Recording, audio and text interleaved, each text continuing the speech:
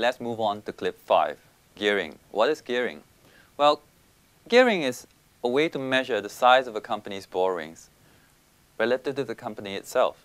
A common ratio that we use is taking the total borrowings from banks and divide that by the equity of the company.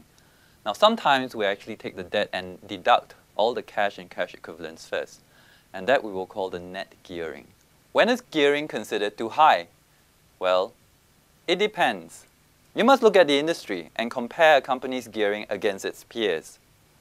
Property developers, for example, tend to have high gearing levels, while newspapers, supermarkets, branded consumer goods companies tend to have very low debt levels.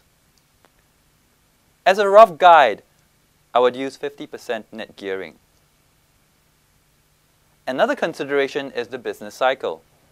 The best time for borrowing is when a company is at the bottom of the business cycle and in the early stages of a recovery, so that the company will benefit more from borrowings as the business conditions improves. Conversely, at the top of the business cycle, when things are about to slow down, it is probably not the best time to be raising gearing. In fact, it may be good to be reducing your borrowings and perhaps even move into net cash. Since the SGX has no borrowings, let's use another company. Let's call it company X as an example. Look at the liability section on the balance sheet and identify all the items that are related to borrowings.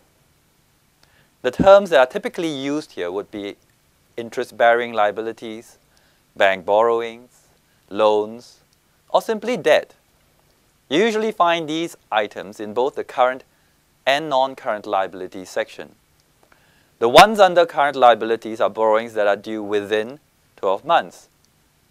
And if they are under the non-current liability sections, then they are only due after 12 months. If you add up all the borrowings for this company X, you will actually get 232.6 million. Now divide this by the equity of the company and you will obtain a ratio 26%.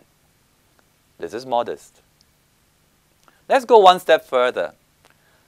Let's remove the cash from the borrowings before we calculate this ratio.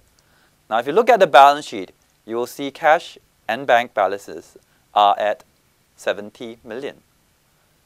So we reduce the gross debt by 70 million to get to net debt and then divide this by the equity.